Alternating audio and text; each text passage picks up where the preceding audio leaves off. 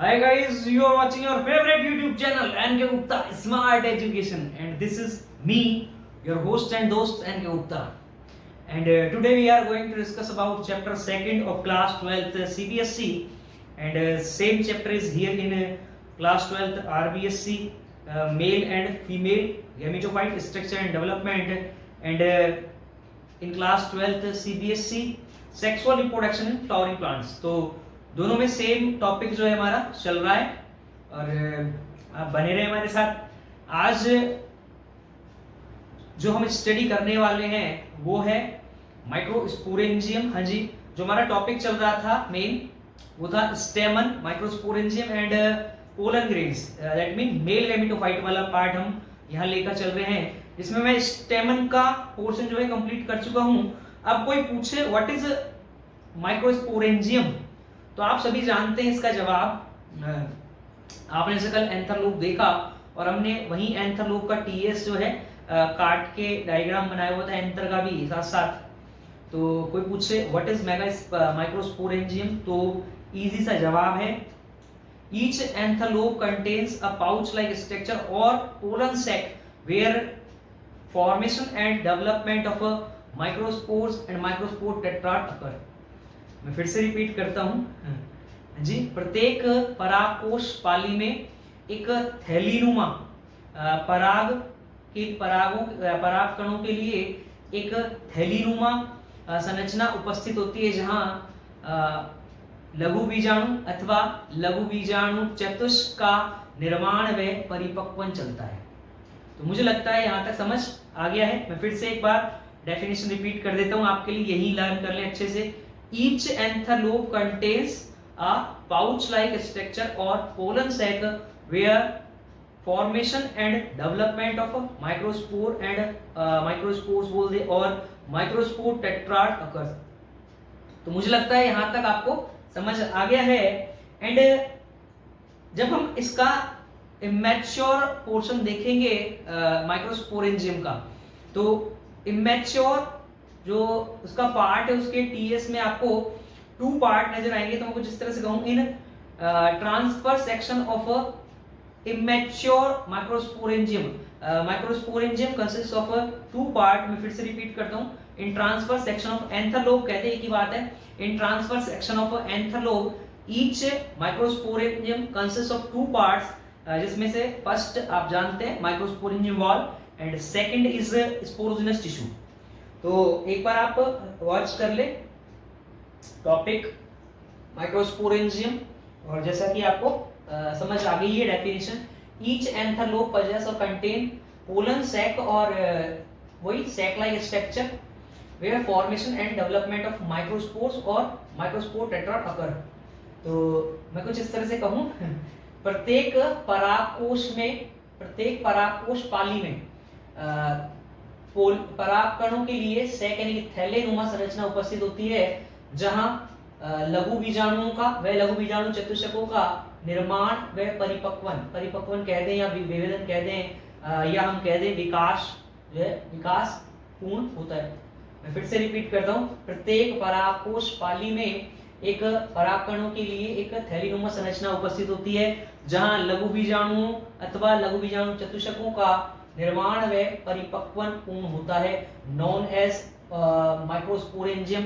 हम लघु बीजाणुधानी कहते हैं, एक ही बात है। स्ट्रक्चर के अंदर आपको जो ट्रांसफर सेक्शन में दिखाई देगा लिखा हुआ है, in transverse section of immature anther each microsporangium consist of 2 part. हाँ जी, अगर अनुप्रस्थ काटा जाए, ये मान लिया जाए कि ये है एंथरलोप, इसको जब इस तरह से काटेंगे, जैसे हमने कल भी काटा था, टीएस कहते हैं, टीएस ट्रांसफर सेक्शन या अनुप्रस्थ काट कह देते हैं।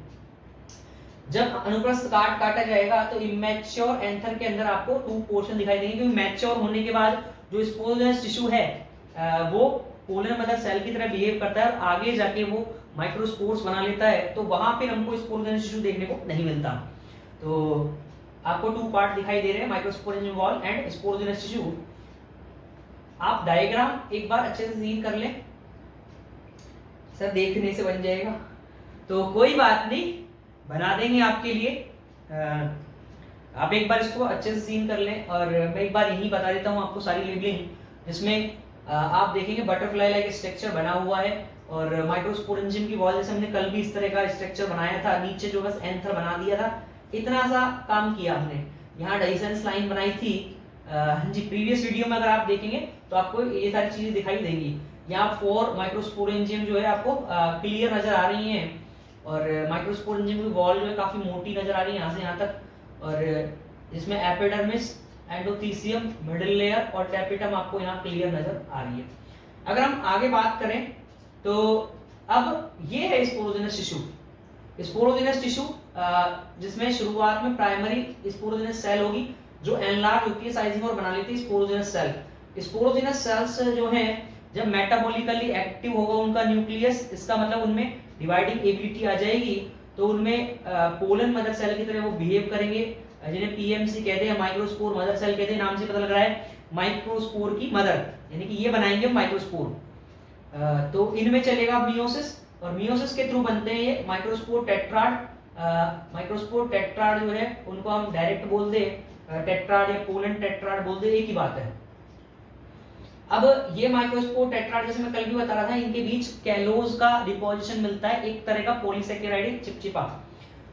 उसको रिमूव करने के लिए एपिडर्मिस हो गई, एंडोथीसियम, मिडिल लेयर, टैपिटम। जो टैपिटम है उससे एक एंजाइम रिलीज होगा, उसका नाम आप सब जानते हैं, वो है कैलेज। तो इतना लगभग हमने कल भी कर लिया। कैलेज जो है वो इस कैलोज को जब रिमूव करेगा बीच में से, तो ये 4 जो थे माइक्रोस्पोर वो एक दूसरे से अलग हो जाने वाले हैं, और अब यहाँ कहा जाएगा इन्हें माइक्रोस्पोर या पोलन ग्रेन, या सीधे कहूँ मेल हेमिटोफाइट। और ये एन होगा, ये हैप्लॉइड होंगे जितने भी, क्योंकि डिप्लॉइड थी स्पोरोजेनस सेल, इनमें हुआ मियोसिस और 4 बन जाते हैं माइक्रोस्पोर्स, या मैं कहूँ माइक्रोस्पोर टेट्राड बन जाता है।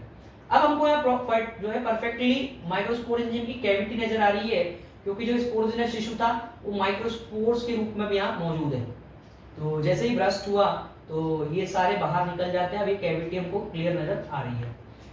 अगर आप देखेंगे तो आपको जो एंटीरियर पार्ट है वहां पर ये दोनों लोग कनेक्ट नजर नहीं आएंगे, है जी, क्योंकि यहाँ जो है एक फिशर बनी हुई खांच दरार है।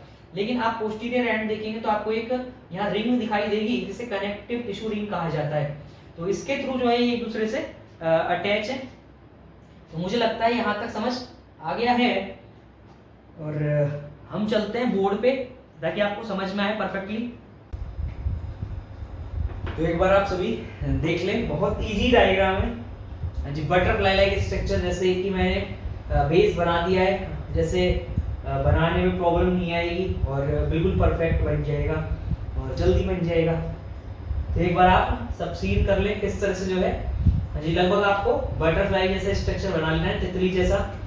उसके बाद जो है इसके अंदर 4 लेयर माइक्रोस्पोरेंजियम वॉल की जो है बनानी है, मैं बना देता हूँ। आप जो है मेरे साथ साथ बनाना सीख लें। ये लीजिए,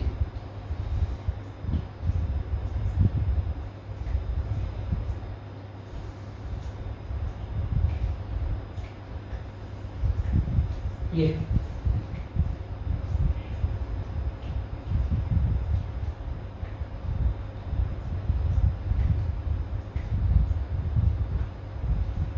तो हम इस साइड का जो है इस साइड का इमैच्योर पोर्शन बना रहे हैं, इस साइड का मैच्योर। ऐसा होता नहीं है, बट क्या है 2 डायग्राम अलग अलग बनाने की बजाय हम एक सिंगल डायग्राम के अंदर जो है दोनों ही पार्ट यहाँ बनाने वाले हैं। हाफ पार्ट को हम इमैच्योर बनाएंगे, हाफ पार्ट को मैच्योर बनाएंगे। मैच्योर होने के बाद ये ब्रस्ट हो जाता है, यहाँ से फट जाता है, और बट यहाँ ओपनिंग जो है ये स्टोन में खुलती नहीं है। तो आगे जैसे जैसे बनता जाएगा आपको और क्लियर होता जाएगा। जो फर्स्ट लाइन यहाँ बन रही है इस समय वो है एपिडर्मिस। ये ब्लू कलर से जो बन रही है वो है एपिडर्मिस। ये लीजिए,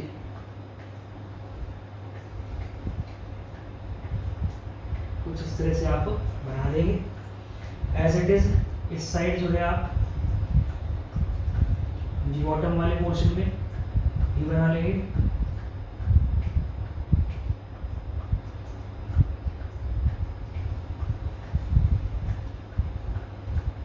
ये लीजिए, कुछ इस तरह से। ये आपका यहाँ तक लगभग कंप्लीट। तो अब किस तरह से एपिडर्मिस जो है बनाई जा रही है वो आप एक बार देख लें बहुत अच्छे से, ताकि आपको समझ में आ जाए किस तरह से रेक्टेंगुलर सेल होंगी यहाँ, और फ्लैट रेक्टेंगुलर सेल्स मिलती हैं इसमें। एक साइड में इस वाले माइक्रोस्पोरेंजियम को, ओनली इस वाले पार्ट को जो है क्लियरली आपको बता देता हूँ, बाकी 4 एज इट इज होती हैं और आपको अच्छे से समझ आ जानी है। एक पार्ट आप अच्छे से समझ लें, जैसे ये मान लिया जाए कि ये रेक्टेंगुलर सेल में यहाँ ड्रॉ कर रहा हूँ, और पूरे के अंदर जो इस तरह की रेक्टेंगुलर सेल्स मिलेंगी, इसे ही कहा जाता है एपिडर्मिस। और पूरे के अंदर जो है आप इस तरह से बना दें, बहुत इजीली जो है बन जाएगा।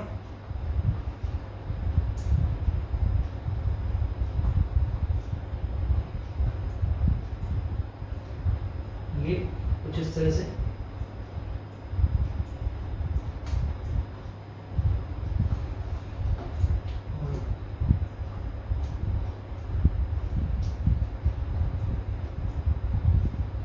यहाँ तक, क्योंकि स्टोमियम के पास जो है एपिडर्मल सेल्स नहीं मिलती। यहाँ भी मैं कुछ जो है बना देता हूँ, इससे और जो है क्लियर हो जाएगा। ये लीजिए, तो इतना सफिशिएंट है। अब पूरे के अंदर एज इट इज ना बनाकर, अगर क्योंकि इस तरह से हम एक एक सेल बनाएंगे तो बहुत टाइम लग जाएगा, तो हम क्या करते हैं, ओनली इसका ये आउटलाइन वाला पोर्शन, ये कहूँ कि इस तरह से जो है हम बनाकर छोड़ देते हैं। इस तरह से क्लीनिंग बना ली आपने पूरी। अब इसके अंदर रेक्टेंगुलर सेल्स जो है वो फिल करने की जरूरत नहीं है, क्योंकि अगर उस तरह से फिल की तो बहुत टाइम लगेगा इसमें। अब एग्जामिनर को समझ आ जाएगा, बच्चे को मालूम है, और आपको प्रॉब्लम नहीं आएगी, बोर्ड में आराम से नंबर मिल जाएंगे। और आप खुद बनाएंगे तो आपको जो है परफेक्ट समझ में आएगा, और कॉम्पिटिटिव एग्जाम में भी जो है आपको प्रॉब्लम नहीं आएगी आगे। तो ये जो है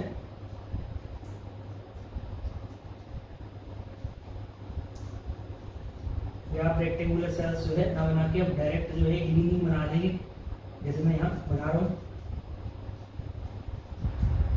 ये लीजिए,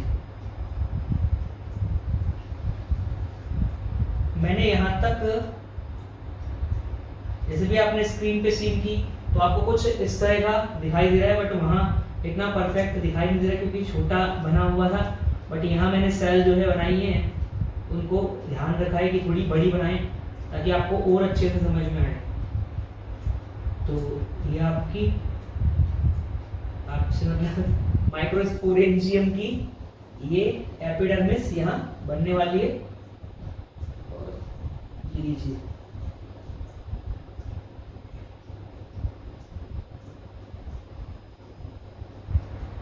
ये लीजिए, ये लीजिए,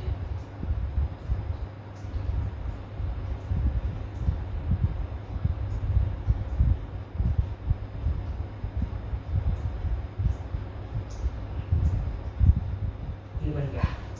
तो यहाँ तक हमने एपिडर्मिस बना ली है, एक दो सेल जो है और बना देते, कोई नहीं। ये लीजिए, इसके बाद मेन जो पोर्शन है वो है एपिडर्मिस ने क्या किया हुआ है, किस तरह से दिखाई दे रही है आपको एपिडर्मिस। तो एक सिंगल लेयर थी या यूनिलेयर बोलूं, फ्लैट और रेक्टेंगुलर सेल से बनी हुई थी, आउटर मोस्ट लेयर थी, और पूरी माइक्रोस्पोरेंजियम को जो प्रोटेक्ट करके रख रही है वो एपिडर्मिस ही है। इसके अंदर जो बनने वाले माइक्रोस्पोर्स और माइक्रोस्पोर टेट्राड होंगे उनको भी ये प्रोटेक्शन प्रोवाइड कराएगी। जनरली थिन लिनिंग मिलती है इसमें सेलुलोज की, पतला जो है सेलुलोज की, सेल वॉल इसकी बहुत थिन होती है। बट अगर हम बात करें कुछ ऐसे जैसे आपने अभी देखा स्क्रीन पर, एक एग्जांपल है आर्सीथोबियम लैटिफोलिया। तो आपने जैसे प्रीवियस वीडियो में भी आर्सीथोबियम लैटिफोलिया के बारे में पढ़ा था, तो वहां जैसे हमने कहा कि वहां केवल सिंगल माइक्रोस्पोरेंजियम देखने को मिलती है। तो वहां एपिडर्मिस में भी सेलुलोज के फाइबर्स मिलते हैं, अल्फा सेलुलोज के फाइबर्स। तो यहाँ इसके अंदर आपको देखने को मिलेंगे अल्फा सेलुलोज के फाइबर्स। तो कोई पूछे क्या है तो आप सब जानते हैं। तो एंडोथीसियम है। अब अपर वाली अगर आप सेल देखेंगे जो आपने बनाई रेक्टेंगुलर, बट अब ये देखेंगे तो इनकी लेंथ तो है कम और विड्थ है ज्यादा। ये मैं इस तरह से कहूं, ये रेडियली इलोंगेटेड होती है तो बहुत अच्छा है। ये रेडियली इलोंगेटेड होती है, कुछ इस तरह से आपको बनानी है इन सेल्स को। ये कंप्लीट जो है आपको लगभग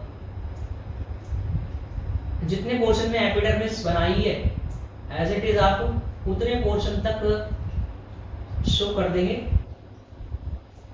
कुछ इस तरह से, या बनाते जाएंगे।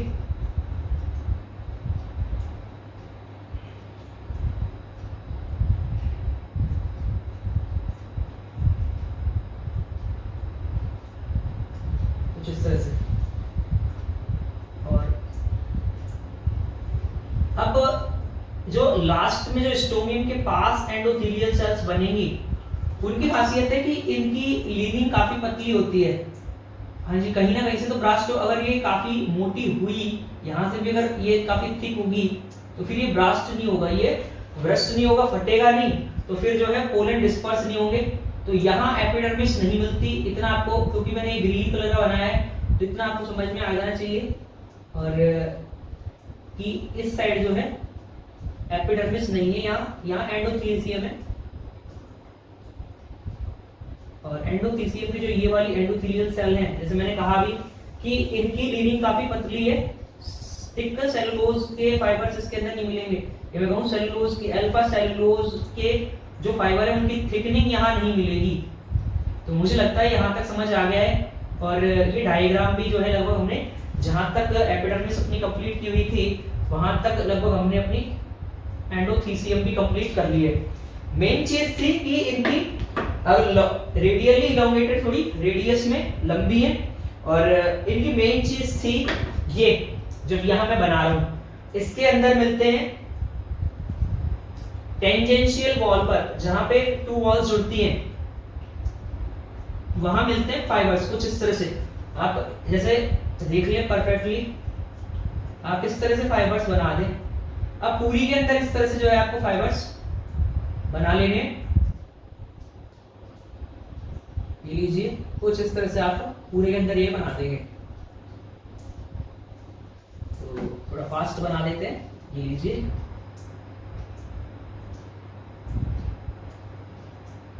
इन फाइबर्स की वजह से ही ये हाइग्रोस्कोपिक होती है नेचर में। हाइग्रोस्कोपिक का मतलब जो एटमॉस्फेयर का जो मॉइस्चर होगा उसको ये गेन करेगी। मॉइस्चर को एब्जॉर्ब करने के बाद इनका साइज बढ़ जाएगा। इतना आपको भी मालूम है, वाटर जब इनके अंदर आ जाता है तो साइज बढ़ जाता है।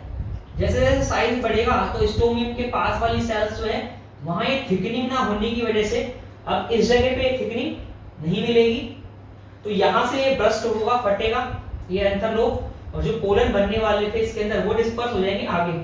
तो हाँ जी, आउटर्स जो है एटमॉस्फेयर के अंदर डिस्पर्स हो जाएंगे।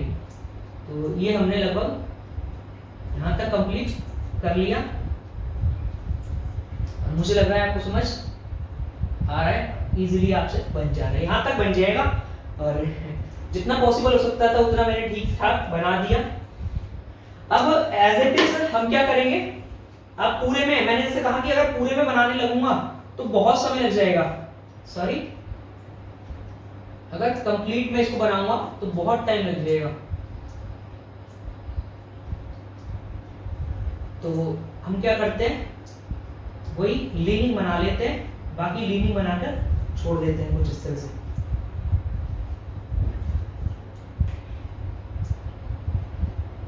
ये एज इट इज हम जो है ये नीचे बना देते हैं। मैंने कहा कि यहां अब ये स्टोमियम जो है वो आपको मिलेगा, और यहाँ जो अभी ओपनिंग खुली हुई नहीं है, हाँ जी यहाँ भी ओपनिंग खुली हुई नहीं है, ये कुछ इस तरह से। और ये आप बनाकर छोड़ देंगे कुछ इस तरह से यहाँ। तो कुछ में मैं थिकनिंग दिखा देता हूँ, वही ये लीजिए, बस यहाँ तक एज इट इज, यहाँ तक पेपर वाले पोर्शन बना दी, कोई नहीं, ये लीजिए। तो ये आपने कुछ इस तरह से बना लेनी है, और मुझे लग रहा है आपको यहाँ तक समझ आ गया है, यहाँ तक कोई प्रॉब्लम नहीं आनी चाहिए। आगे हम बात करें तो अब और भी इजी लेयर बनने वाली है, जैसे इसको कंप्लीट कर देता हूँ।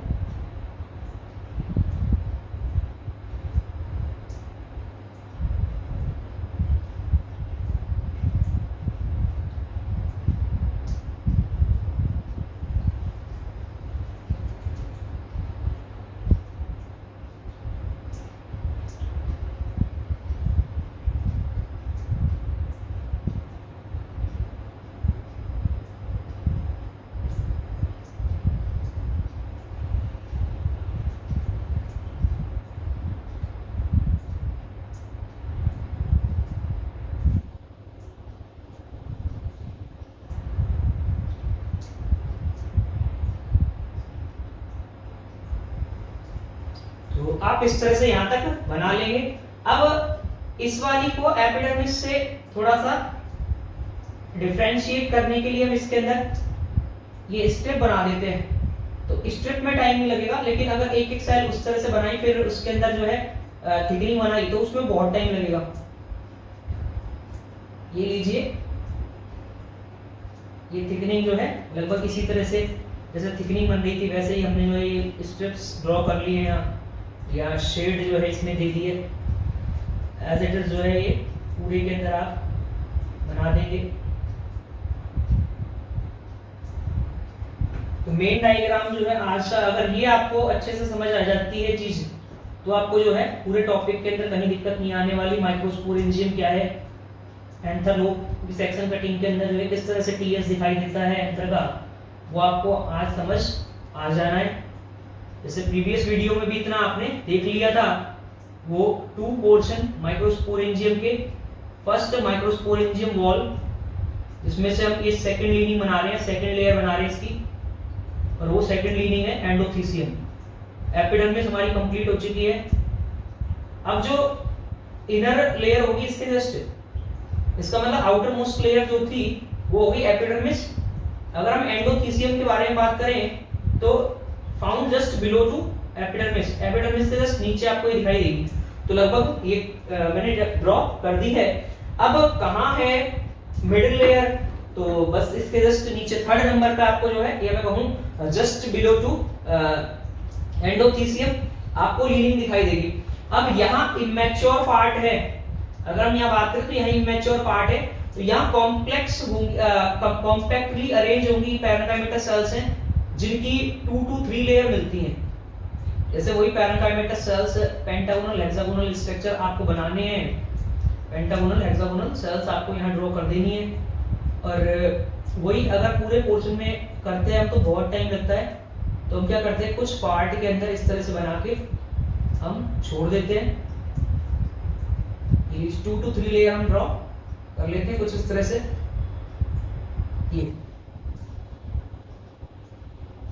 ये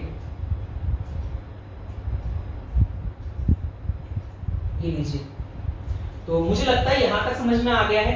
और अब अगर हम बात करें तो कुछ सेल्स जो है इस साइड बना देते हैं हम, बट अब यहाँ पे जो है इनके बीच की जो बॉन्डिंग है वो लूज हो जाएगी इसकी वजह से। हाँ, जब जैसे जैसे मैच्योरिटी गेन करता जाएगा पोर्शन, वैसे वैसे जो है इन पैरेंकाइमेटस जो सेल्स हैं उनके बीच जो है स्पेस जो है बढ़ता जाएगा। बट बनानी वही हमको 2 लेयर है,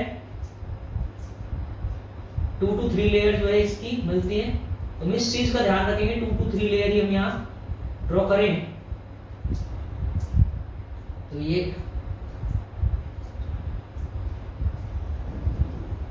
कुछ इस तरह से, बस ये है कि एक सेल जो है दूसरे में इंटरमिंगल्ड ना हो। हाँ जी, कभी क्योंकि ओवरलैप नहीं करती सेल एक दूसरे के अंदर नहीं मिलती सेल, तो कोशिश यही रहेगी इनके बीच जो बन रहे हैं स्पेस भी आ जाए और एक दूसरे के अंदर जो है ये एम्बेडेड ना हो, धसे ना। कुछ इस तरह से एक पोर्शन मैंने यहाँ बना दिया है, 2 लेयर आपको बहुत क्लियर दिखाई दे रही होंगी। अब हम पूरे के अंदर एज इट इज ना बना के हम डॉट मार्क कर देते हैं। जैसे मैंने कहा कि बहुत टाइम लगेगा अगर हमने ऐसे बनाया राउंडेड जैसे यहाँ बना हुआ था तो उसमें बहुत टाइम लग जाना है, बट ये डॉट मार्क करने में ज्यादा टाइम नहीं लगेगा। तो आप बहुत इजीली जो है ये आपसे बन जाने कुछ इस तरह से आप बना लेंगे। अब एज इट इज जो है इस साइड आप ड्रॉ कर लेंगे। आप देखेंगे कुछ आपको दिखाई दे रहा है, जो एंथर है उसका जो पोस्टीरियर पोर्शन था ये वाला, यहाँ ये दोनों एंथर लोब एक दूसरे से कनेक्ट है।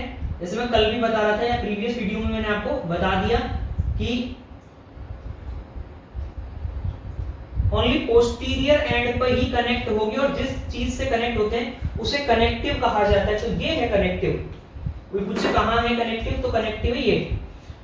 एज इट इज वही पैरेन्काइमेटस सेल्स आप लगभग यहां ड्रॉ कर लेंगे कुछ।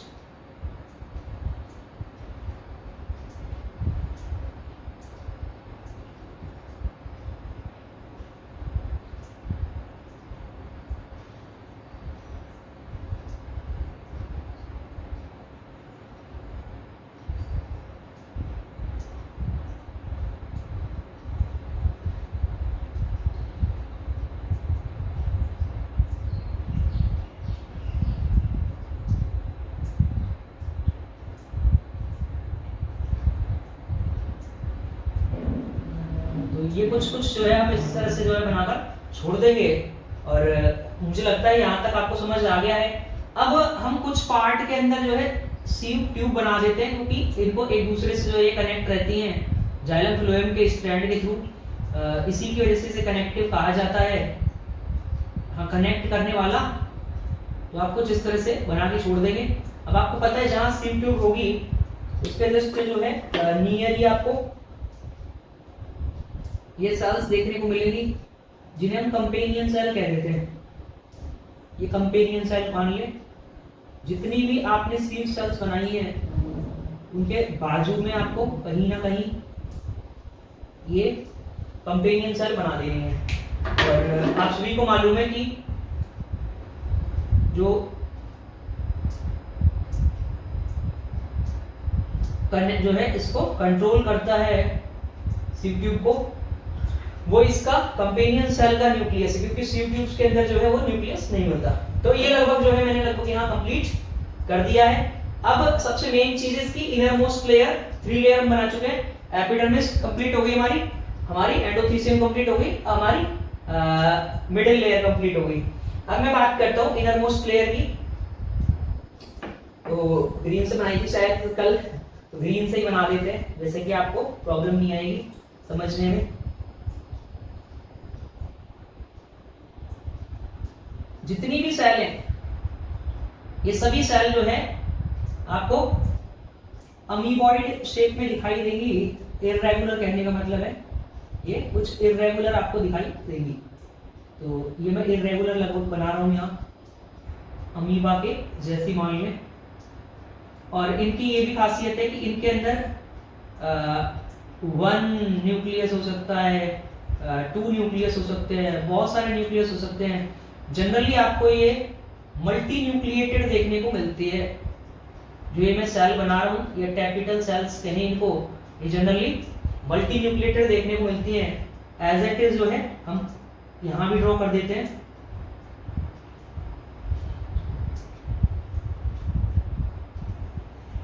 ये लीजिए और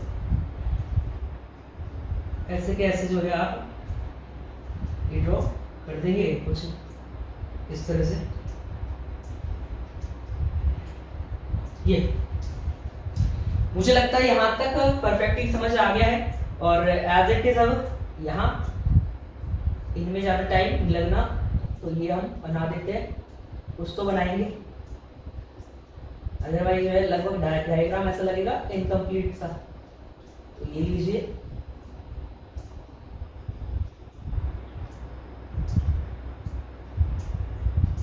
ये जो टैपिटम है वो लगभग हमारी कंप्लीट। अब ये 2 टाइप की टैपिटम देखने को मिलती है। अब इसमें से क्या है, कई बार होता है जब ये ब्रस्ट होगी यहाँ से फटेगी, अब यहाँ से मैं इसको हटा देता हूँ, हटाने से मतलब यहाँ से मैंने इसको ब्रस्ट कर दिया है, ओपनिंग अब यहाँ से खुलेगी, ये फट जाएगा और ये बाहर निकल जाएंगे जो पोलन ग्रेन है यहाँ से फटने के बाद। तो इसकी ये भी खासियत है कि इसकी जो कुछ सेल्स हैं, अगर ये अमीबॉइड या जो है पेरिप्लाज्मोडियल कैपिटम है, तो इसकी कुछ अमीबॉइडल सेल यहाँ से डिटैच होकर इस कैविटी में आ जाती हैं और जितनी भी सेल है वो एक दूसरे से जुड़ती हैं और पेरिप्लाज्मोडियल मॉस बना लेती हैं, जो आगे चल के पोलन ग्रेन को न्यूट्रिशन प्रोवाइड कराएगा, या मैं कहूं कि डेवलपिंग जो माइक्रोस्पोर्स हैं उनको वो नरिशमेंट प्रोवाइड कराएगा। तो जितना पॉसिबल हो सकता था मैंने लगभग अच्छे से ड्रॉ कर दिया है। इनके अंदर जो मिलने वाले न्यूक्लियस है बहुत सारे, तो आप कुछ इनके अंदर जो है न्यूक्लियस बना दे। मैंने जैसे कहा कि यूनी न्यूक्लिएटेड हो सकती है, बाई न्यूक्लिएटेड हो सकती है, जनरली आपको जो देखने को मिलेगी वो मल्टी न्यूक्लिएटेड देखने को मिलेगी। तो ये कुछ इस तरह से आप बना लेंगे, इजीली बन जाना है आपसे, बिल्कुल प्रॉब्लम नहीं आनी। और ये लीजिए एज इट इज जो हम सभी के अंदर कर देते हैं, डॉट मार्क, डॉट न्यूक्लियस है, ये न्यूक्लियस है। ये लीजिए आपका इस साइड वाला लगभग पोर्शन जो इनमैच्योर मैंने बनाया है वो लगभग कंप्लीट हो गया है। इसकी वजह से मैंने यहाँ से स्टोमियम को ओपन नहीं किया, वहाँ स्टोमियम ओपन है और एज इट इज जो है हम यहाँ भी ड्रॉ कर लेते हैं। इनके अंदर भी ये न्यूक्लियस, ये लीजिए,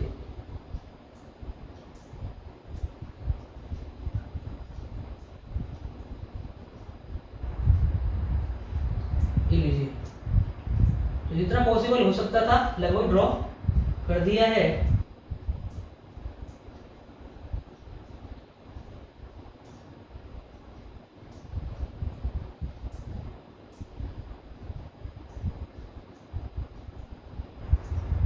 और कुछ इस तरह से आप ड्रॉ कर लेंगे।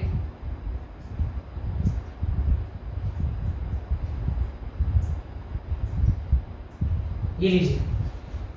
तो मुझे लगता है कि आपको यहां तक आपसे इजीली बन जाना है, यहां तक कोई प्रॉब्लम नहीं आनी।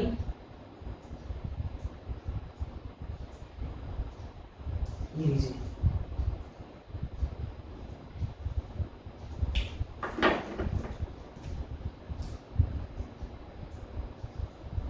तो मेनली हमारे लिए मेन चीज था बस ये डायग्राम, और मुझे लगता है यहाँ तक आपको आराम से बन जाना है, यहाँ तक कोई प्रॉब्लम नहीं आनी। और माइक्रोस्पोरेंजियम आप देखेंगे मैंने माइक्रोस्पोरेंजियम वॉल को कंप्लीट भी कर दिया है और आपको शायद मालूम भी नहीं चला। और हाँ जी, माइक्रोस्पोरेंजियम वॉल हमारी कंप्लीट हो गई थी। अब मैं यहाँ से ड्रॉ कर रहा हूँ ये जो सेल है, ये स्टार्टिंग में इनको कहा जाता है primary sporogenous cell. Primary sporogenous cell, ये प्राइमरी स्पोरोजिनस सेल जो है वही एनलार्ज होती है साइज में। अब इनका साइज बढ़ेगा और अब इनको कहा जाएगा स्पोरोजिनस सेल्स। तो अब जो ये बन रही हैं, आप ये मान लीजिए ये बन रही है स्पोरोजिनस सेल। धीरे धीरे जो इनका न्यूक्लियस है वो मेटाबॉलिकली एक्टिव होगा, और जब वो मेटाबॉलिकली एक्टिव होगा तो उसे कहा जाएगा, हाँ जी, फिर इन सेल को कहा जाएगा पोलन मदर सेल। हम माइक्रोस्पोर मदर सेल कह सकते हैं, हम पोलन मदर सेल कह सकते हैं। हम कुछ भी एक टर्म यूज ले लें। यहाँ एज इट इज जो है हम यहाँ भी बन जाएंगे। आपको एज इट इज जो है ऐसे के ऐसे ये सेल जैसे मैंने ऊपर बनाई है एज इट इज आपको यहाँ बना देनी है। ये इनके न्यूक्लियस सबके सिंगल न्यूक्लियस इनके अंदर बना देंगे। ये पोलन मदर सेल या माइक्रोस्पोर मदर सेल है, नाम से पता लग रहा है कि माइक्रोस्पोर या पोलन ग्रेन की मदर। तो ये मियोसिस के थ्रू बना लेंगी माइक्रोस्पोर। और जब इनिशियली जब ये शुरुआत में जब माइक्रोस्पोर बनते हैं तो 4 बनते हैं। एक बार में मियोसिस से बनने वाली सेल का नंबर आप सब जानते हैं 4 होता है, और वो 4 एक ग्रुप में मिलती है जिसे माइक्रोस्पोर टेट्राड कहा जाता है। जैसे हमने प्रीवियस वीडियो के अंदर भी माइक्रोस्पोर टेट्राड बनाया हुआ है।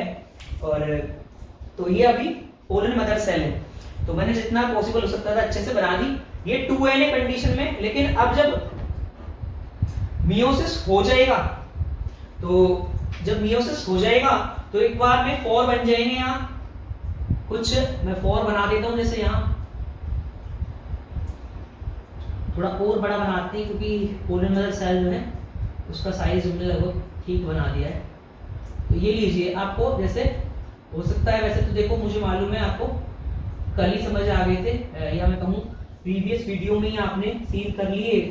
और यहाँ भी एक बार फिर कोई बात नहीं, अब और अच्छे से, क्योंकि वहाँ हमने छोटा बनाया था, वहाँ एंटर का टीएस दिखा रहे थे। यहाँ हम अब सिंगल माइक्रोस्पोरेंजियम की स्टडी करें, केवल एक माइक्रोस्पोरेंजियम को समझ रहे हैं, एक किसी भी एक को समझ लें आप, सभी लगभग इसी तरह से आपको देखने को मिलेगी। अगर हम बात करें तो यहाँ सब 3 दिखाई दे रही है, बनते तो 4 है। तो जैसे मैंने कल भी बताया कि एक बैक में है तो वो दिखाई नहीं देता, तो आप कुछ इस तरह से बना सकते हैं, डॉटेड फॉर्म में शो कर सकते हैं। और डॉटेड फॉर्म में शो करने के बाद में आप इन सभी के न्यूक्लियस बना लेंगे। ये तो बैक वाली का हो गया, पीछे वाली का, और ये 3 के हो गए, ये 1 2 और ये 3। तो यहाँ आपको 3 माइक्रोस्पोर मुझे लगता है नजर आ गए आगे फ्रंट में, और जो 3 बैक में, ये इनकी एग्जाइन लगभग मैं इसके ऊपर बना देता हूं।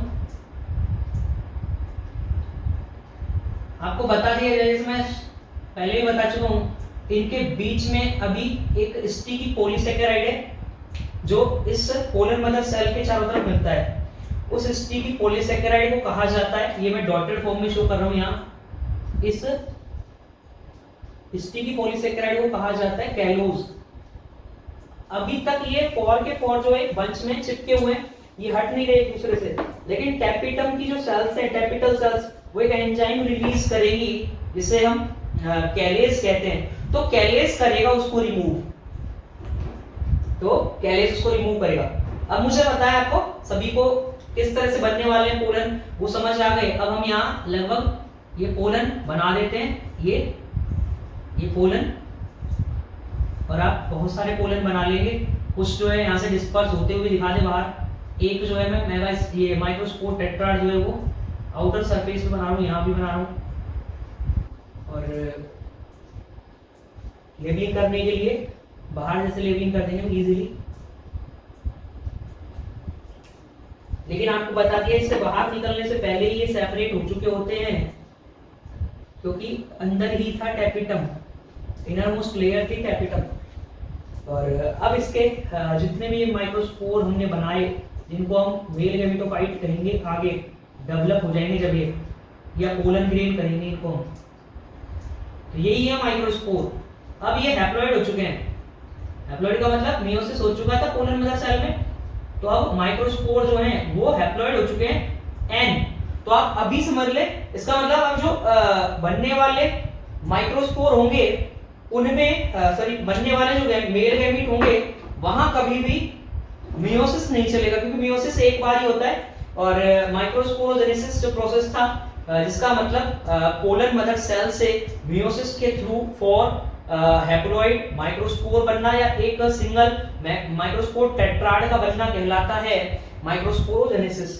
तो अब जितनी भी सेल बनी है वो अब आपको पता है, अगर मियोसिस के थ्रू बनी है तो ये मियोसिस के थ्रू बनने वाली जितनी भी सेल हैं उन सब के अंदर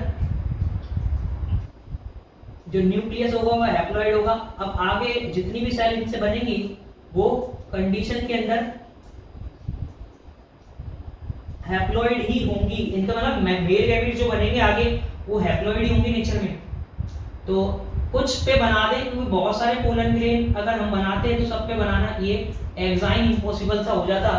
तो मैंने वैसे ज्यादा पोलन ग्रेन बनाए नहीं है, बना देते और कोई नहीं। ये लीजिए, ये लीजिए, ये लीजिए, ये लीजिए, बना देते क्योंकि बहुत सारे बनेंगे। जब ये पोलन मदर सेल ज्यादा है तो इनका नंबर भी काफी हुआ। तो मुझे लगता है यहाँ तक समझ आ जाना है, कोई प्रॉब्लम नहीं आनी। तो ये लीजिए, लगभग हमने ये डायग्राम ड्रॉ कर लिया है। अब बारी है लेबलिंग की। तो एक बार आप सब देख ले, जैसे पहले हाँ जी, जैसे मैंने कहा जो माइक्रोस्पोरेंजियम है पूरा, उसको 2 पार्ट्स के अंदर हमने डिवाइड किया हुआ है। फर्स्ट जो पार्ट है उसको माइक्रोस्पोरेंजियम वॉल कहते हैं, जिसमें ये फर्स्ट लीनिंग, अब सर हमको मालूम है, हाँ जी मुझे मालूम है, आपको मालूम है, कोई नहीं फिर भी लिख देते हैं, कहलाएगी एपिडर्मिस, ये कहलाएगी एपिडर्मिस, EPIDERMIS,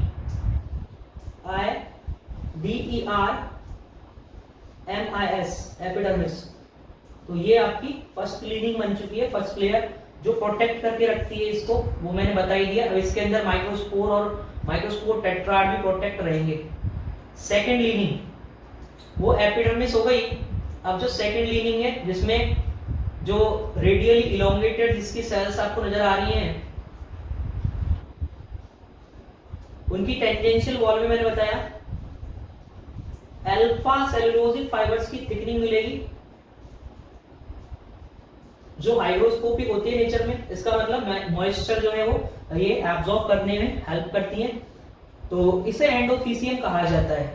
तो बट जो स्टोमियम के पास वाली एंडोथीलियल सेल है, वहां आपको रेड कलर से मैंने ये थिकनिंग नहीं बनाई, क्योंकि यहाँ ये थिकनिंग मिलती ही नहीं है, क्योंकि ये फटने वाला है, डेहिसेंस लाइन के ऊपर जो मौजूद है पार्ट वो है, तो यहाँ कभी भी जो है थिकनिंग नहीं मिलेगी, अदरवाइज कहीं से ब्रस्ट होने के लिए जगह नहीं बचेगी। तो अब ये जो थर्ड लेयर थी, ये थर्ड लीनिंग थी, वो आप सब जानते हैं, जिसे मिडिल लेयर कहा जाता है। ये मिडिल लेयर कंप्लीट,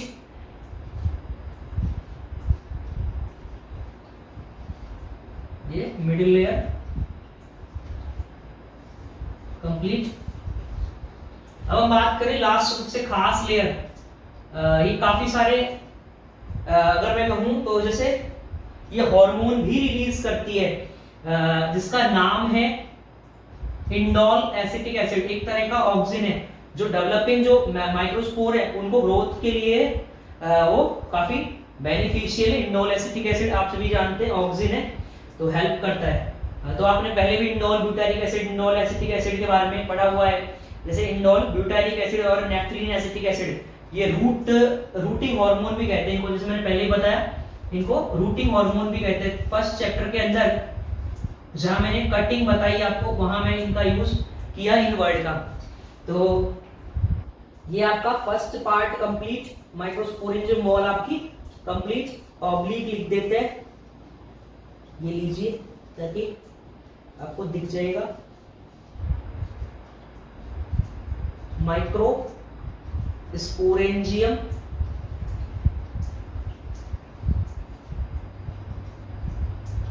वॉल, ये लीजिए। तो यहां तक मुझे मालूम है आपको समझ आ गया होगा, बहुत इजी डायग्राम था। और ये जैसे मैंने कहा कि ये है स्टोमियम, ये स्टोमियम जहां पे डेहिसेंस लाइन थी जहां से फटा वो था स्टोमियम, ये लीजिए आपका ये स्टोमियम कंप्लीट। मैं इस कैविटी को नाम लिख दिया, कैविटी साफ दिख रही है, स्पोरेंजियस टिश्यू जो था वो सेल्स के अंदर कन्वर्ट हो गया। तो यहाँ ये माइक्रोस्पोरेंजियम की कैविटी आपको या पोलन सैक बिल्कुल क्लियर नजर आ रहा है, तो पोलन सैक बिल्कुल क्लियर नजर आ रहा है, ये देख लीजिए, जिसे माइक्रोस्पोरेंजियम कैविटी कहा जाता है, माइक्रोस्पोरेंजियम कैविटी। ये लीजिए, यहां तक लगभग हम कंप्लीट कर चुके हैं। अब हम बात करें आगे, तो अब इन सब चीजों को आप जानते हैं, स्टार्टिंग से पढ़ रहे हैं, जब से फ्लावर बनाया हमने कंप्लीट, तो अब आपको दिख गया केवल एक सिंगल फ्लावर का स्ट्रक्चर याद करने से हमको काफी रिलीफ मिलता। तो जिसने अब तक वो फ्लावर का स्ट्रक्चर याद नहीं किया, एक बार में ही कर ले, फिर बार बार जो है दिक्कत आनी नहीं है आपको कहीं भी। ये हो गया आपका माइक्रोस्पोर,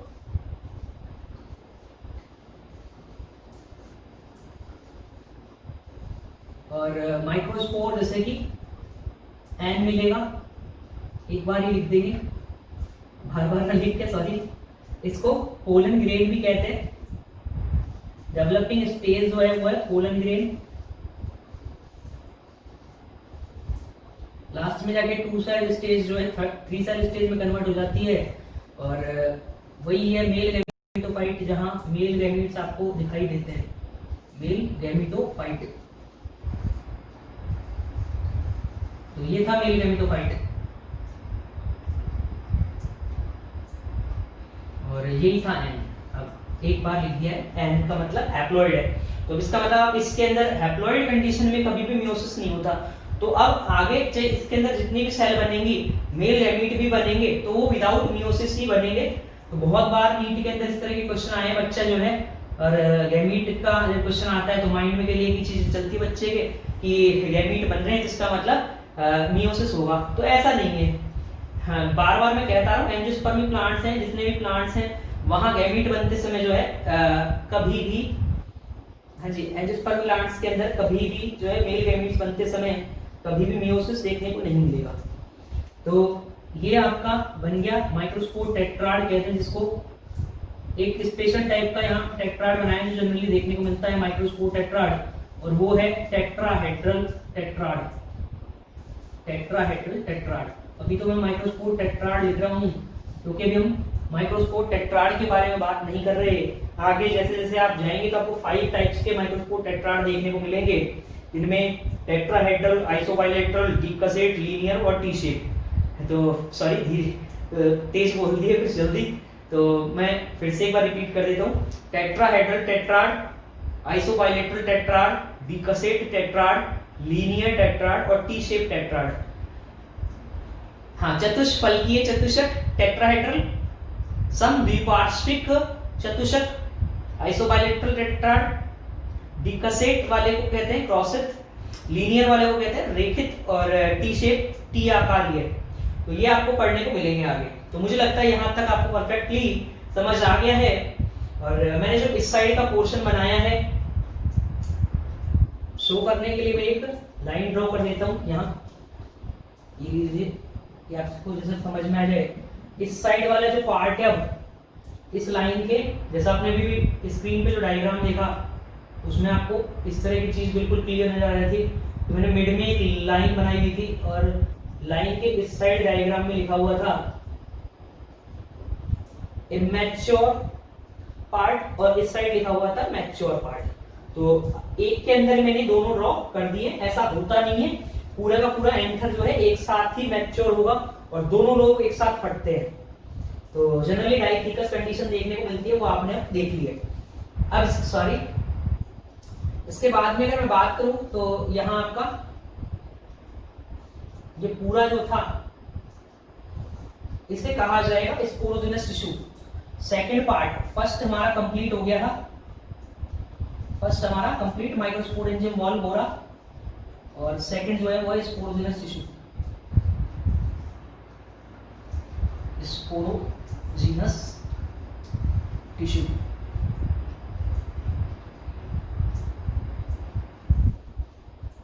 ये लीजिए। तो मुझे लगता है यहां तक आपको समझ आ गया है।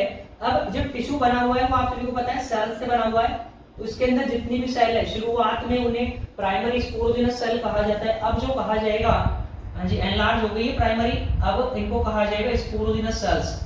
टिश्यू जो है सेल्स से बना होता है, तो स्पोरोजिनस सेल्स। अब यही जब मैंने बोला मेटाबॉलिकली एक्टिव हो जाएगी तो यही एक्ट करेगी पोलन मदर सेल की तरह, एक्ट एज पीएमसी लिख देते हैं डायरेक्ट, पोलन मदर सेल और माइक्रोस्पोर मदर सेल, जिन्हें पोलन की मदर कहते हैं हम। ये 2n है और यही आगे जाके मियोसिस के थ्रू बना लेंगे। अब सिंगल जो है वो एक से ही बन जाएंगे, फोर, और फोर जो है सेपरेट होंगे और सिंगल सिंगल जो है फोर माइक्रोस्पोर अलग हो जाएंगे। टेट्राड कहते हैं जो माइक्रोस्पोर के बीच में जो था पॉलीसेकेराइड, इसका मतलब कार्बोहाइड्रेट, उसे कैलोस कह रहे थे। एक कैपिटम एक प्रोटीनस एंजाइम रिलीज कर रही थी जिसे कैलेस कहा जा रहा था। कैलेस जो है मैंने बताया इसे रिमूव करता है तो ये पोलन अलग हो जाते हैं। तो यहाँ तक बहुत इजी था और इजीली मुझे मालूम है आप सबसे बन गया है। साथ साथ बनाते कहीं तो बहुत अच्छा है, क्लास चल रही है लाइव ऐसा लगता है। और कनेक्टिव टिश्यू आपका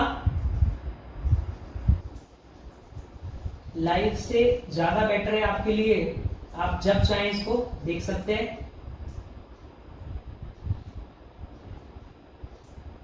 हाँ जी, जब अगर नेट नहीं है आपके पास अवेलेबल तो आप जब चाहें आपका मन करे।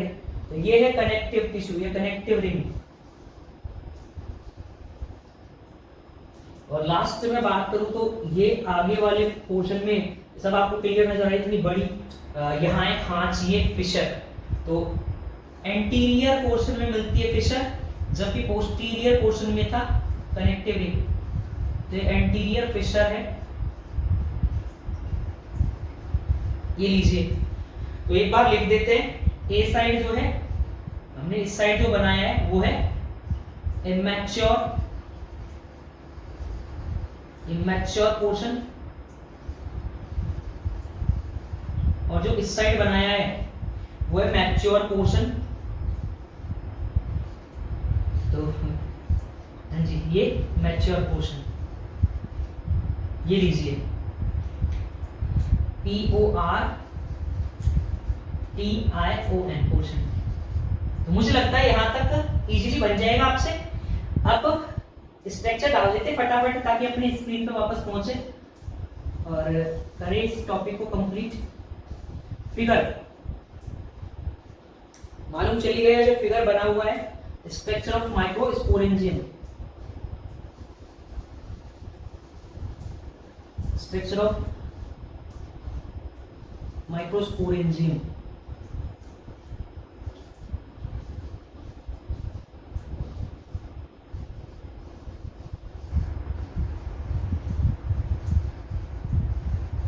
ये लीजिए,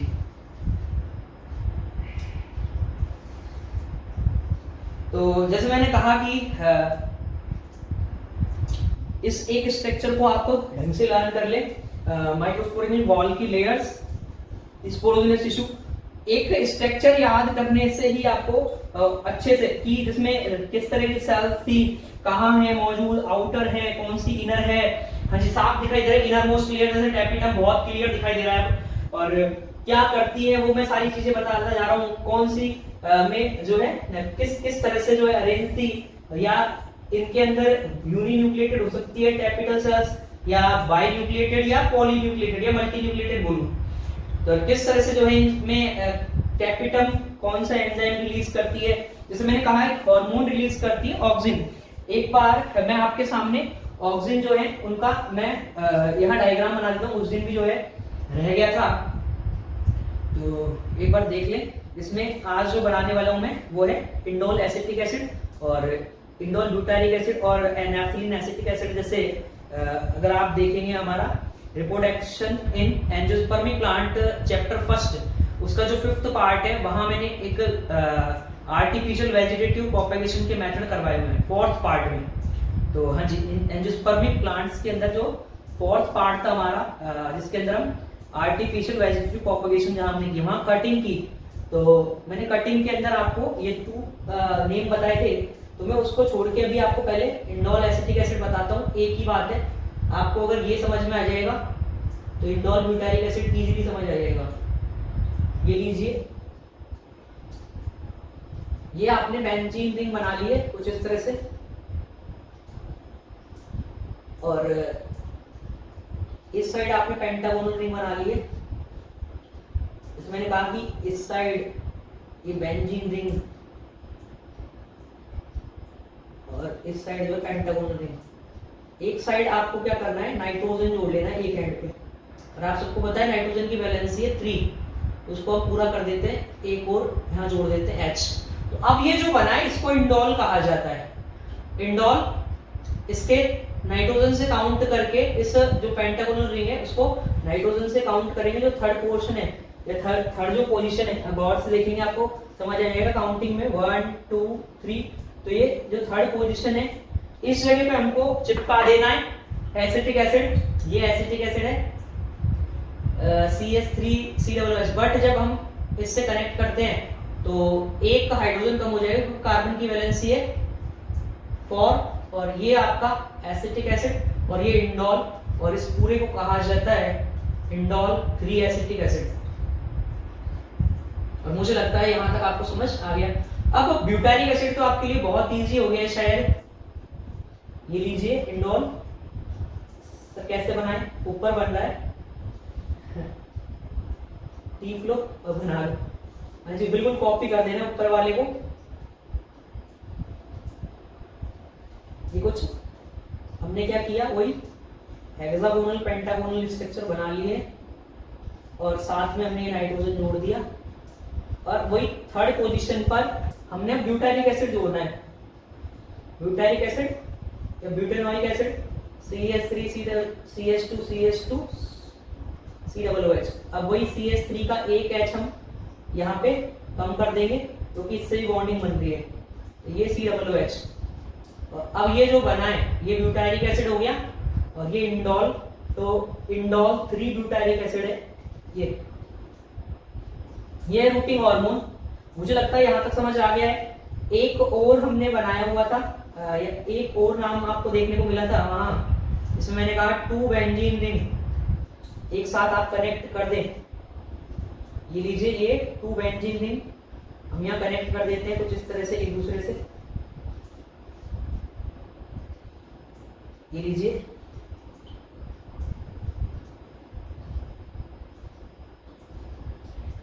सॉरी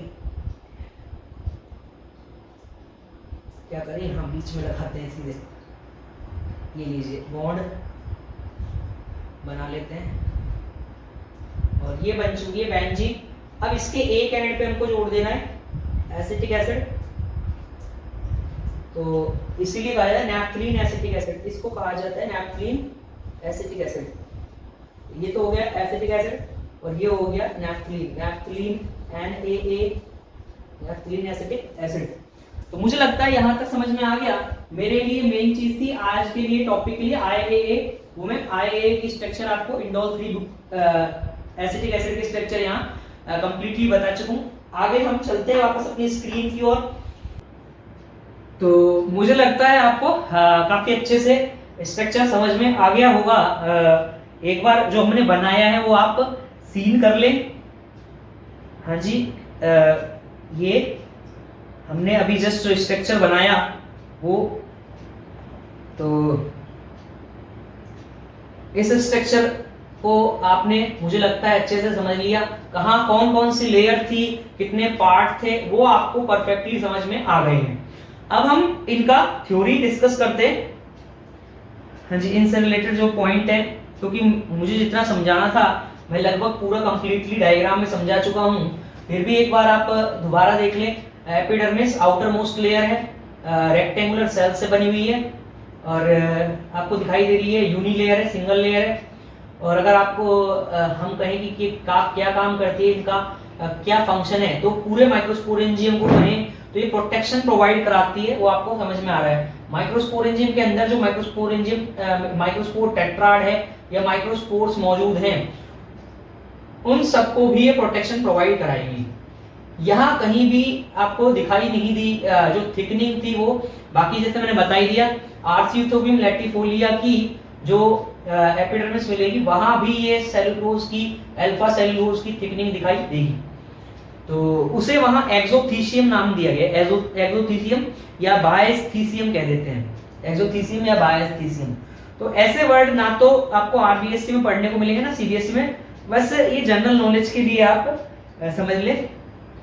इसके बाद एंडोथीसियम एक सेकंड लेयर है, या मैं कहूं just found just below to epidermis, और रेडियली इलोंगेटेड होती है, वो आपको समझ आ गया है किस तरह से रेंज है। इनकी जो टेंजेंशियल वॉल है उनमें जो रेड कलर की जो दिखाई हुई है वो अल्फा सेलुलोज फाइबर्स की थिकनिंग थी, वो आपको पता लग गया।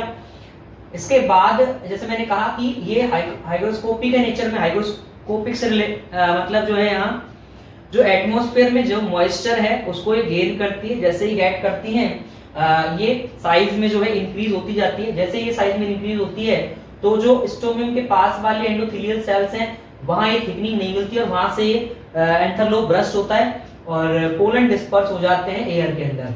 तो मुझे लगता है यहाँ तक समझ में आ गया। जो डेहिसेंस लाइन है, डेहिसेंस लाइन के पास में एक ओपनिंग मिलेगी। हाँ जी, जैसे यही की डेहिसेंस लाइन आपने कल भी देखा, तो वहां एक ओपनिंग मिल रही है जहां की एंडोथेलियल सेल्स जो है उनके अंदर सेलुलोजिक फाइबर्स नहीं है, तभी ये फटेगा यहाँ से। और जो ये पोलन है यहाँ से डिस्पर्स होंगे। एक जो ओपनिंग है इसे कहा जाएगा स्टोमियम या प्रमुख कहा जाता है। अधिचर्म हो गया एपिडर्मिस, एंडोथीसियम, अंतस्थीसियम, मिडिल लेयर, मध्य परत। टैपिटम को टैपिटम या कोश स्तर भी कहते हैं। माइक्रोस्पोरेंजियम कैविटी का मतलब हो गया माइक्रोस्पोरेंजियम की गुहा, लघु बीजाणुधानी की गुहा। और ये हो गए आपके माइक्रोस्पोर्स यानी कि लघु बीजाणु, और ये हो गया आपका माइक्रोस्पोर टेट्राड, इसका मतलब लघु बीजाणु चतुष्क। जो माइक्रोस्पोर्स हैं उन्हें ही पोलन ग्रेन या मेल गैमेटोफाइट भी कहा जाता है। जैसे कि मैंने सेकंड स्ट्रक्चर अपना कंप्लीट कर दिया था। स्पोरोजिनस सेल को हम स्पोरोजिनस शिशु को हम बीजाणुजन ऊतक भी कहते हैं। ये शुरुआत में स्टार्टिंग में प्राइमरी स्पोरोजिनस सेल्स से या प्राथमिक बीजाणुजन कोशिकाओं से बना हुआ था। जो प्राइमरी स्पोरोजिनस सेल्स हैं वो एनलार्ज होती है साइज में और बना लेती हैं स्पोरोजिनस सेल्स। तो स्पोरोजिनस सेल्स का बंच ही है, हाँ जी आप सभी को पता है, सेल्स जो है बहुत सारे सेल्स मिलकर बनाती है टिश्यू। तो बीजाणुजन जो कोशिकाएं हैं अब उनका जो न्यूक्लियस है वो मेटाबॉलिकली एक्टिव होगा और जो सेल है वो एक्ट करेंगी पीएमसी। पीएमसी वही पोलन मदर सेल या माइक्रोस्पोर मदर सेल की तरह। तो मुझे लगता है यहाँ तक समझ आ गया। फिर इनमें मियोसिस चलेगा और 4 बन जाएंगे माइक्रोस्पोर्स, जो स्टार्टिंग में माइक्रोस्पोर टेट्राड की फॉर्म में प्रेजेंट होंगे। ये कनेक्टिव रिंग थी और ये एंटीरियर फिशर, हाँ जी अग्रखांच कहते हैं, अग्रखांच। और कनेक्टिव रिंग को हम संयोजी ऊतक बल्ले कह सकते हैं, संयोजी बल्ले कह सकते हैं। तो मुझे लगता है यहाँ तक समझ आ गया है। और अभी हम जो है इसको बार बार जो है एक बार देखते रहेंगे ताकि आपको और समझ में आए अच्छे से। तो हमारा जो मेन पोर्शन है वो है लिखा हुआ है माइक्रोस्पोरेंजियम वॉल। जैसे मैं पहले ही बता चुका हूँ कि माइक्रोस्पोरेंजियम वॉल जो है वो 4 लीनिंग के अंदर जो है डिवाइड है। ये मैं कहूँ microsporangium wall consist of 4 layers या माइक्रोस्पोरेंजियम कंप्राइजेस 4 लेयर्स। जैसे यहाँ लिखा हुआ है एपिडर्मिस, एपिडर्मिस के बाद में एंडोथीसियम, एंडोथीसियम के बाद में मिडिल लेयर और लास्ट टैपिटम। तो एपिडर्मिस अधिचर्म कहते हैं, एंडोथीसियम अंतस्थीसियम कहा जाता है, मिडिल लेयर मध्य परत कहा जाता है, टैपिटम टैपिटम ही कहते हैं जनरली, या कोश स्तर, हाँ जी जो लघु बीजाणु को पोषण प्रदान करेगा। जैसे एपिडर्मिस का क्लियर लिखा हुआ outer most layer of microsporangium wall contains consist of unilayered, इसका मतलब सिंगल लेयर थी, वो आपको समझ आ गया। रेक्टेंगुलर फ्लैट भी है, रेक्टेंगुलर भी है और पैरेनकाइमेटस सेल्स से बनी हुई है, वो आपको क्लियर दिखाई दे गई। रेक्टेंगुलर सेल्स बनाई हुई थी, एक सिंगल लीनिंग बनाई हुई थी। एक्सोथीसियम तो बता ही चुका हूं, बायस्थीसियम भी कहते हैं। जो आर्सियोथोबियम लैटिफोलिया है वहां आपको एपिडर्मिस में भी एंडोथीसियम की तरह सेलुलोज की, अल्फा सेलुलोज की थिकनिंग देखने को मिलेगी फाइबर्स की। तो in Arceuthobium latifolia epidermal cells also contain cellulosic fibers thickening in cell wall is termed exothecium। Role बता ही चुका था, इट प्रोटेक्ट्स माइक्रोस्पोर्स और माइक्रोस्पोर टेट्राड।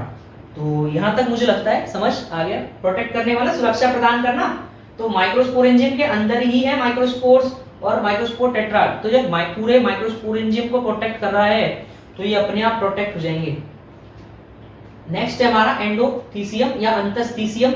अब आपको समझ में आ गया, सेकंड लेयर है तो एपिडर्मिस के जस्ट नीचे मिलेगी। It lies just below to epidermis which cells are radially elongated and contains alpha cellulosic fibres thickening in its cell wall. Tangential cell wall कहूं तो ज्यादा अच्छा रहेगा। इन इट्स टेंजेंशियल, जो जहां पे स्पर्श रेखा वित्ती होती है वहां, जहां जो एक दूसरे से कनेक्ट होती है जहां सेल्स वहां, तो in its tangential cell wall कहें तो ज्यादा अच्छा रहेगा। तो आप अपने नोट्स में टेंजेंशियल ऐड कर लेना वर्ड, स्पर्श रेखीय भित्ति में। तो स्टोमियम प्रमुख कहा जाता है, प्रमुख नहीं प्रमुख, वो छेद है या वो ओपनिंग है जहां से एंथरलोब ब्रस्ट होएगा, फटेगा डेहिसेंस लाइन के पास से। तो यहां लिखा हुआ है in anther lobe near dehiscence line some endothelial cells do not contain cellulosic fibres thickening. तो आप सभी को समझ में आ गया, जैसे मैंने अभी बताया कि ये पॉइंट जहां है, ये पॉइंट जहां स्टोमियम है वहां पे एंडोथेलियल जो सेल्स हैं उनके अंदर कहीं भी मैंने थिकनिंग नहीं बनाई, तो यहां थिकनिंग नहीं होती ये, ठीक है। तो इसी की वजह से यहां से फटता है ये। Do not contain cellulosic fibrous thickening and form an opening for dispersal of pollen. तो यहां से अब पोलन जो है डिस्पर्स होंगे और ओपनिंग को आपको समझ में आएगा, स्टोमियम कहा जाएगा। तो मुझे लगता है यहां तक समझ में आ गया। तो अब रोल आपको समझ में आ गया। जो एंडोथेलियल सेल्स हैं उनके अंदर अल्फा सेलुलोजिक फाइब्रस थिकनिंग है। अल्फा सेलुलोज के रेशा में स्थूलन कहते हैं। रेशियो से बना हुआ जमा, रेशो का बना हुआ जो है जमाव है, सेलुलोज के रेशो का जमाव है। तो इसकी वजह से हाइग्रोस्कोपी के नेचर में, हिंदी में बोलेंगे आर्द्रताग्राही। आर्द्रताग्राही का मतलब होता है वातावरण से नमी जो है वो एक्सेप्ट करने वाला। तो समझ में आई क्या होगा। तो यहाँ लिखा हुआ है it is hygroscopic in nature, स्वभाव में हाइग्रोस्कोपिक है, due to the presence of fibrous thickening, क्योंकि इसमें फाइब्रस थिकनिंग मिलती है, which absorb moisture from the atmosphere. तो एटमॉस्फेयर से मॉइस्चर को एब्जॉर्ब कर लेती है एंड हेल्पफुल इन या responsible for rusting of anther lobe, anther lobe के रस्टिंग में हेल्प करती है, फॉर पोलन डिस्पर्सल, ताकि जो पोलन है या माइक्रोस्पोर है वो बिखर सके या डिस्पर्स हो सके, प्रकीर्णन हो सके परागों का। तो इसकी वजह से हम आते हैं थर्ड लेयर पे, मिडिल लेयर। मिडिल लेयर जैसे आपने देखी, मैंने कहा कि थिन सेल वॉल वाली है और 2 to 3 लेयर मैंने बताई दी थी। पैरेनकाइमेटस सेल हैं, इमीडिएटली जो है ये डीजनरेट हो जाती हैं, या मैं कुछ इस तरह से कहूँ इनका जो लाइफ स्पैन है वो शॉर्ट लाइफ स्पैन है। बट अगर हम बात करें इनका फंक्शन, तो कभी कभार जो है ये परसिस्टेंट हो जाती है, इसको मैं कहूँ चिर स्थायी हो जाती हैं और फूड स्टोर करती है कार्बोहाइड्रेट, और कार्बोहाइड्रेट को स्टोर करके ये भी एक्स्ट्रा नरिशमेंट प्रोवाइड कराएंगी माइक्रोस्पोर और माइक्रोस्पोर टेट्राड को। एक्स्ट्रा से मतलब क्योंकि मेन जो फंक्शन करता है वो टेपिटम करता है। तो मुझे लगता है यहाँ तक समझ आ गया है, फिर भी एक बार आप पढ़ लें। It found just below to endothecium, तो आप सभी को समझ में आ गया। एपिडर्मिस के जस्ट नीचे है एंडोथीसियम, एंडोथीसियम के जस्ट नीचे मिडिल लेयर और इनर मोस्ट लेयर हो गई टेपिटम। तो it found just below to endothecium which consist of 2 to 3 layer of thin walled parenchymatous cells and accompanied by short life span. मैंने बताया जैसे कि जल्दी ही जो है ये डीजनरेट हो जाती हैं, कुछ ही मैं कहूँ कि अल्प जीवन काल है इनका, थोड़ा जीवन काल है। रोल क्या है लिखा हुआ, समटाइम इट बिकम्स परसिस्टेंट, कभी कभार ये चिरस्थायी हो जाती हैं, फॉर स्टोरेज ऑफ कार्बोहाइड्रेट, ताकि ये कार्बोहाइड्रेट को स्टोर कर सके, एंड प्रोवाइड एक्स्ट्रा नरिशमेंट, तो एक्स्ट्रा क्योंकि टेपिटम प्रोवाइड कराती है नरिशमेंट तो टू डेवलपिंग माइक्रोस्पोर। तो मुझे लगता है यहाँ तक समझ आ गया है। नेक्स्ट हम बात करते हैं टेपिटम या पोस्टर के बारे में। और आप सभी को मालूम है कि इनर मोस्ट लेयर है इर्रेगुलर या अमीबॉइड सेल से बनी हुई थी। इसके अंदर जो है हमने यूनिन्यूक्लिएट कंडीशन देखी, या बाई न्यूक्लिएट या मल्टी न्यूक्लिएटेड। तो लिखा हुआ inner most layer of microsporangium wall consist of irregular shaped cell which contains one तो यूनिन्यूक्लिएटेड, टू तो बाइन्यूक्लिएटेड और मोर न्यूक्लियाई तो पोली या मल्टी न्यूक्लिएटेड। टाइप्स हैं इसके 2, जिसमें ग्लैंडुलर एंड सीक्रेटरी टेपिटम, इसी को एक ही नाम है ग्लैंडुलर और सीक्रेटरी टेपिटम, और एक है अमीबॉइड या पेरिप्लाज्मोडियल। जैसे मैंने कहा कि कुछ जो सेल हैं, जैसे ये मान लीजिए जैसे हमने ये बनाई थी, ये हमने टेपिटम बनाई है, मिडिल लेयर से बिल्कुल जस्ट मैंने इसको अटैच बनाया। ये पूरा मैच्योर होने के बाद भी मैंने यहाँ से सेपरेट नहीं किया। और जैसे मैंने बताया कभी कभी जो है कुछ सेल्स जो है वो यहाँ से सेपरेट हो जाती हैं। जो सेपरेट नहीं होती, जो टेपिटम, उसे कहा जाता है सीक्रेटरी या ग्लैंडुलर। और जो डिटैच हो जाती हैं और मिडिल जो इस माइक्रोस्पोरेंजियम कैविटी में आ जाती हैं और जो मॉस बना लेती है पेरिप्लाज्मोडियल मॉस, उसे कहा जाता है अमीबॉइड या पेरिप्लाज्मोडियल टेपिटम। अब ये मॉस जो एक साथ जो सेल हैं टेपिटल सेल्स, ये एक बंच बनाती हैं और जैसे पहले ही बता दिया है, और इन माइक्रोस्पोर को ये नरिशमेंट प्रोवाइड कराएंगी। जबकि जो ग्लैंडुलर या सीक्रेटरी टेपिटम है, इसमें यूबिस्क बॉडी मिलती है। यूबिस्क बॉडी एक स्फेरिकल स्ट्रक्चर है जो लिपिड की ड्रॉपलेट के जैसा है, ये लिपिड ड्रॉपलेट है, स्फेरिकल लिपिड ड्रॉपलेट है। और जो स्पोरोपोलिन के डिपोजिशन के थ्रू पोलन ग्रेन के चारों तरफ एक लेयर बनाता है जिसे एक्साइन कहते हैं। तो कोई पूछे कि एक्साइन कहां से आई, तो स्पोरोपोलिन जो है प्रोयूबिस्क बॉडी के साथ मिलकर बनाता है एक्साइन। तो टेपिटम इसका मतलब पोलन ग्रेन की एक्साइन बनाने में हेल्प करती है। अगर हम बात करें और आगे, तो जैसे मैंने कहा कि इससे जो टेपिटम है ग्लैंडुलर या सीक्रेटरी, एक एंजाइम रिलीज होगा, नाम आप सबको मालूम है कैलेज। कैलेज जो है वो जो इनके बीच का जो डिपॉजिट है कैलोज का, उस कैलोज को हटाएगा और माइक्रोस्पोर जो है सेपरेट कर देगा। तो मुझे लगता है यहां तक समझ आ गया है और बहुत इजी था। इसके बाद हम बात करें, जैसे मैंने इसके बारे में बता ही दिया आपको, इसकी जो सेल्स हैं कैपिटल सेल्स वो एक साथ बंच बनाएंगी और बंच बना के जिसे पेरिप्लाज्मोडियल मास कहा जाएगा, जो डेवलपिंग माइक्रोस्पोर और माइक्रोस्पोर टेट्राड को नरिशमेंट प्रोवाइड करेगा। तो ज्यादा बेहतर होगा हम एक बार अच्छे से देख लें इनको, जो लिखा हुआ है।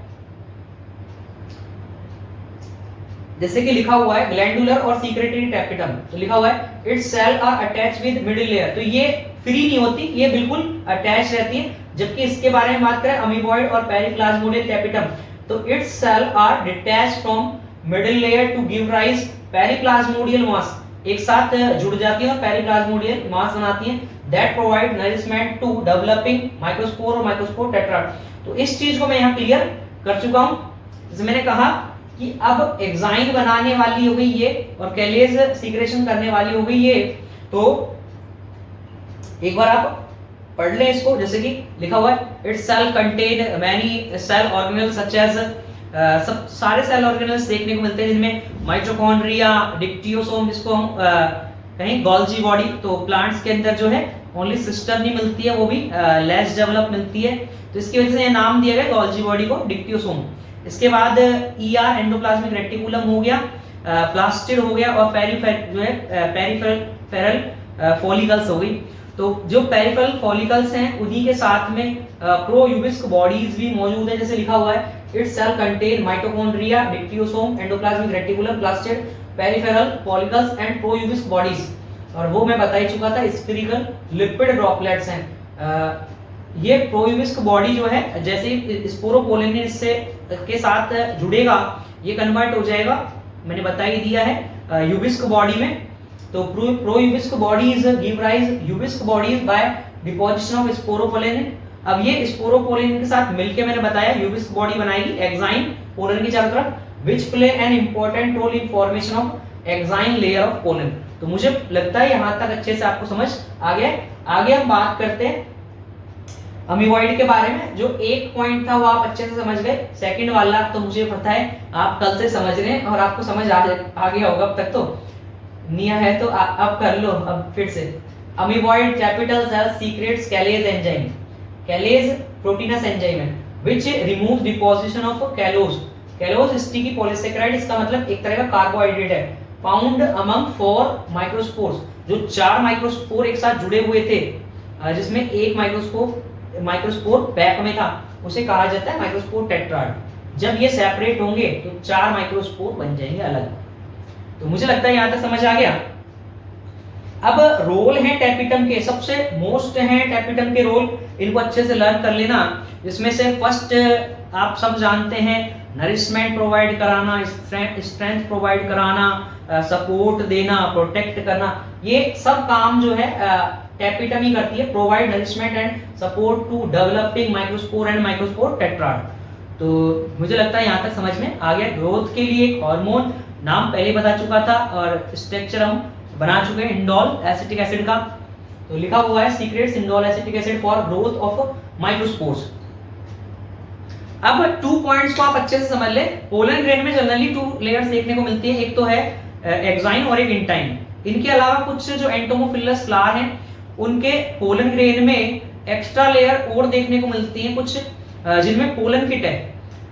तो अभी टैपिटल्स, हाँ जी, उनके अंदर टैपिटल सेल्स की जो पेरिफेरल जो फॉलिकल्स हैं और जो प्लास्टिड है, प्लास्टिड के अंदर अब क्रोमोप्लास्ट, उसी के अंदर कैरोटिनॉइड्स मिलते हैं। तो जैसे लिखा हुआ है plastids and peripheral follicle of tapetal cells secrete composition of lipid and carotenoid. तो मुझे लगता है आपको यहाँ तक समझ में आ गया। लिपिड जो है एक स्टिकीनेस, चिपचिपापन देगा, और जो कैरोटिनॉइड एक परफेक्ट कलर जो है उसको देगा। कैरोटिनॉइड में या तो येलो कलर या ऑरेंज, हाँ जी, आयोरी व्हाइट टू येलो या ऑरेंज टू रेड आपको देखने को मिलेगा कैरोटीन का। तो लिखा हुआ है plastid and peripheral follicles of tapetal cells secrete composition of lipid and carotenoids around pollen for entomophily. जैसे मैंने कहा जहां इंसेक्ट पॉलिनेशन चलता है या एंटोमोफिली चलती है, उन फ्लावर के अंदर जो पोलन है उनमें एक एक्स्ट्रा लीनिंग या एक्स्ट्रा लेयर देखने को मिलेगी, जिसे पोलन किट कहा जाएगा। इसके अलावा पोलन्स में ट्राइफिन नाम की एक लेयर और मिलती है जो प्रोटीनस मिक्सचर से बनी हुई है। वही प्रोटीनस जो मिक्सचर है वही जो टैपिटल सेल्स की जो प्लास्टिड्स हैं और पेरिफेरल जो फॉलिकल्स हैं वही इनको बनाने में हेल्प करती है। तो अब आप सभी को मालूम है कि हाँ जी जिस तरह से अगर हाँ जी जो ट्राइफिन है वो यूवी से प्रोटेक्ट रखता है, तो अगर ये यूवी से प्रोटेक्ट हो सकते हैं तो फिर हम भी यूवी से प्रोटेक्ट हो सकते हैं इनकी बदौलत। तो ये ट्राइफिन, इसका मतलब अगर पोलन ग्रेन का यूज कॉस्मेटिक प्रोडक्ट्स में कर लिया जाता है। कॉस्मेटिक प्रोडक्ट्स में इसका मतलब बॉडी लोशन में, क्रीम में इनका यूज किया जाता है। जब वो फेस पे लगाते हैं तो इस ट्राइफिन की बदौलत हमारा जो फेस है या हमारी बॉडी है वो यूवी से प्रोटेक्ट रहती है। इसी तरह से जो हाँ जी जो अच्छे कॉस्मेटिक्स प्रोडक्ट आते हैं जो ब्राइड और ग्रूम के लिए काफी महंगे उनमें इनका यूज काफी किया जाता है। तो हाँ जी ग्लो जो आएगा फेस पे, एक शाइन जो आएगी वो इन्हीं की वजह से आती है, पोलन किट की वजह से, क्योंकि पोलन किट पे लिपिड है और जो एक रंग या निखार आता है वो कैरोटीनॉइड की वजह से। तो लिखा हुआ है plastid and peripheral follicles of tapetal cells also secrete UV protective mixture of a proteinous substance around pollen known as tryphine. तो मुझे लगता है क्या थी पोलन किट और क्या था ट्राइफिन, ये आपको बेहतर समझ आ गया है। एक छोटा सा टॉपिक और रह गया है इसी का पार्ट, और इसको बार बार बताता आ रहा हूँ। वही स्पोरोजेनस टिश्यू या बीजाणुजन ऊतक, कोई पूछे कि क्या था तो मैंने बता ही दिया है। शुरुआत में इनिशियली इसमें जो मिलती हैं सेल उन्हें प्राइमरी स्पोरोजेनस सेल्स कहा जाता है।